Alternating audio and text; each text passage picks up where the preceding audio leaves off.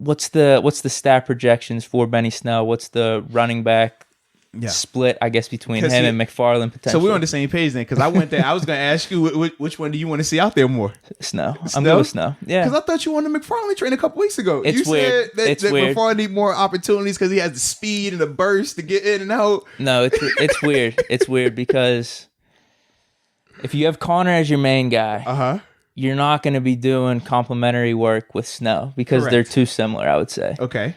So if you have Connor, McFarland's the guy you want to complement with him and get the carries and everything. I just feel like Snell, it's almost you're repeating yourself. Okay. Now that Connor's out, let's see what Snell's got, dude. I really do think he has the talent. Like you saw it in the first game with the Giants. But see, I've heard everyone talk about Anthony McFarland for the past 6 weeks when people have been talking about they want him to be the main guy in this game. Yes, for how to fix the running game. That's all people talked about. And obviously this was prior to everybody going down with COVID. But before that, that was the big talk. And the reason was they said that with Benny Snell and James Conner, outside of that one James Conner run where he reversed field, we've never seen him be able to be elusive to that standpoint. Him or Benny. We said they're one cut downhill guys. They will run you over, but they're not really going to make you miss.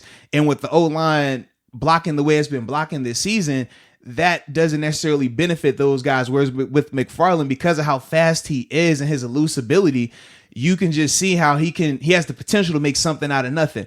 And that's why people were so big on getting him out there. And then they also said not only could he make guys miss in the running game, but obviously when Ben wants to go no huddle, now you don't have to be out here with these weird personnel groupings where you have a receiver trying to play running back because we don't have a running back on the field.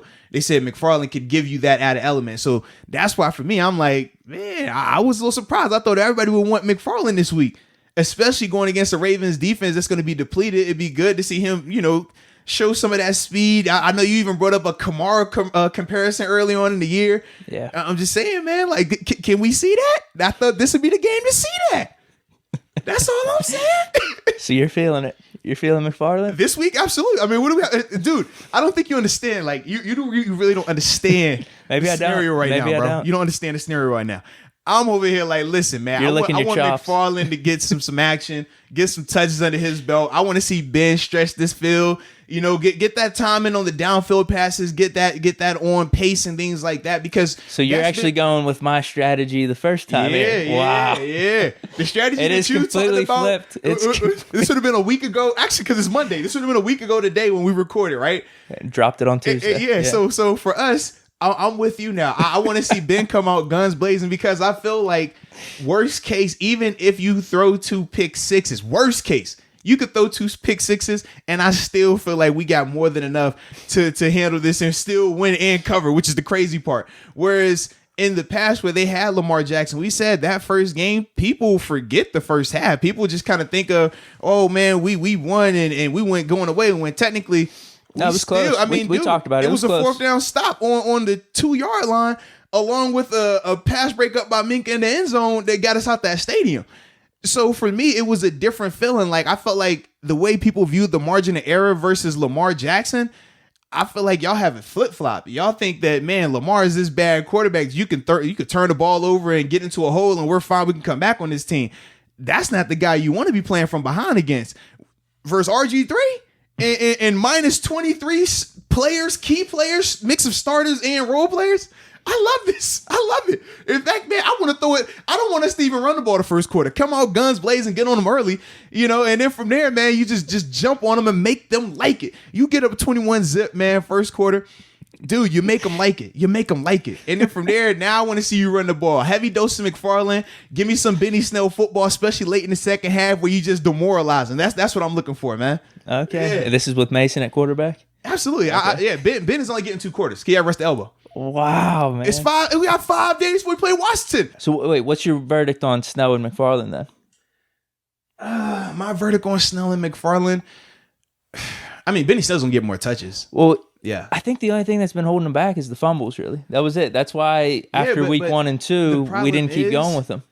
We say that as if that is some like easy fix. We've seen when we talked about, guys that have also had fumbling issues, how it isn't just he fixed it this week. Like it becomes habitual. And we've seen it for guys that, going on multiple years in their career now where they still have ball security issues. So for me, I'm not sold that Benny Snell has fixed those security issues, even if he has one game where he doesn't fumble. I need to see body of work for the fumbling thing to go away. That is not a week to week. That's a full body of work thing. And I need to also know, like, when, are you going to fumble when it's timely? Like, I mean, because we've seen him put the ball on the ground in Broncos game. We had it locked up. Some bad situations. Yeah. And that's for me, that's my thing. Now, think about even with James Conner, right? How long has it taken him to where we said Jackson was probably the first game where he was running and it didn't look like he was running to not fumble. It didn't look like he was running to not get hurt. He was just running. With Benny, I'm like, I need to see you get to the stage where you're, you know, at least running out the fumble. And then from there, we can go from, all right, now you're running confident again. We haven't got to that stage yet. So, yeah, man. You want to see McFarland?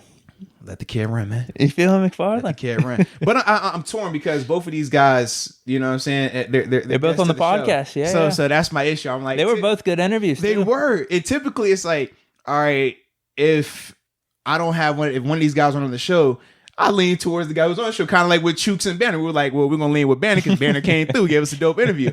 But with Benny and McFarland, and I think with both of those guys too, because like they had some negative surrounding them initially, and then you get a chance to talk to them, you're like, bro, that's complete nonsense what everyone else is saying. Like, these are good, like, guys just in general. So, yeah, I'm a little torn, man. I would love for both of them to go off. I'm leaning towards Benny Snell, though. But I think McFarland should... If it was me, I'm featuring McFarland if I was going to do it. But I do think that Benny Snell is going to be the guy just because everything that we've seen from the reports, everything from a depth chart standpoint, and just from like I feel like he's going to be their guy, and he fits what the Steelers want to do. The Steelers want to be a physical run first team. They just haven't been able to, and obviously when you have been, you have a luxury of being able to go away from that. But the Steelers want to be physical. That's what we preach from day one. We want to out physical teams. We want teams to look across and know that, hey, man, for 4 quarters, I'm getting hit in the mouth. And you heard me say it earlier. We want to make you like it. I want to beat you to the point where you're just like, look, man, I like it. Just keep hitting me. All right, I know it's nothing I can do about it, so let me at least enjoy myself. That's what the Steelers want to do. So Benny Snell is more of that than McFarland. I just feel like with McFarland, you obviously have the home run, big play threat ability. And against a depleted team like Baltimore, if you get up early and you have one of those back-breaking explosive plays, man, I feel like that will kill their spirit, that'll kill their will, and ultimately make the game like how I'm projecting it to be.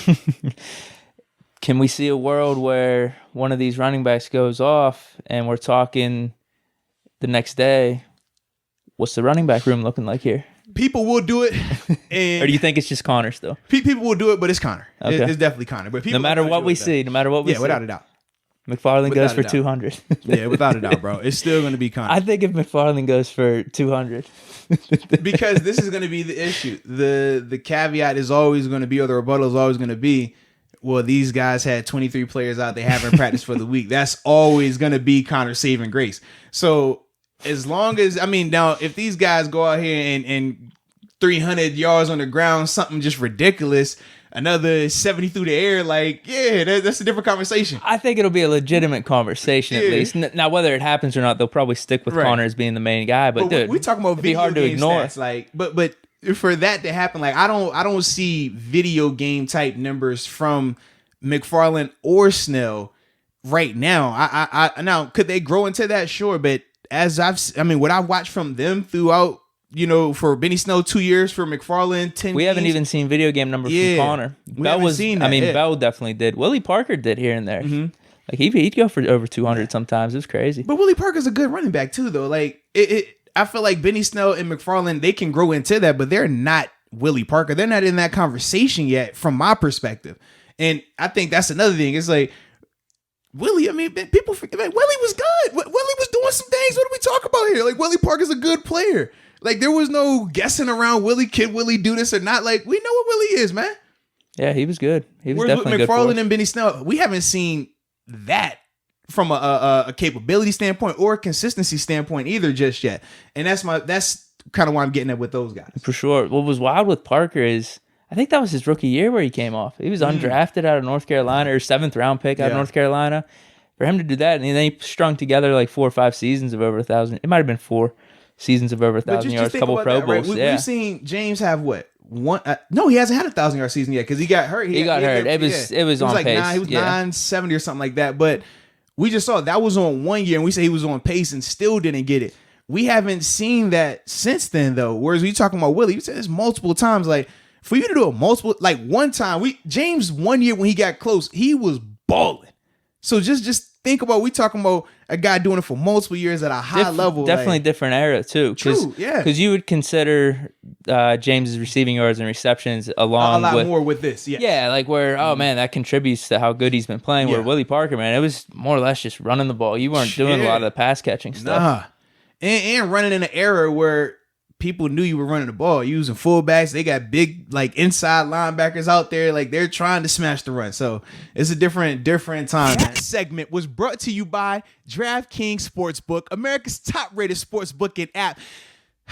But we know, unfortunately, sportsbooking isn't allowed everywhere, right? Yeah. I mean, it's very unfortunate, but it's not. But DraftKings has done something special. They said, since we can't sportsbook everywhere, what about fantasy football? What about that, right? It's been a national pastime. I mean, it is pretty popular, and they found a way to monetize that. And by doing so, they are giving out up to $1 million. You heard that, right? $1 million in prize money every single week.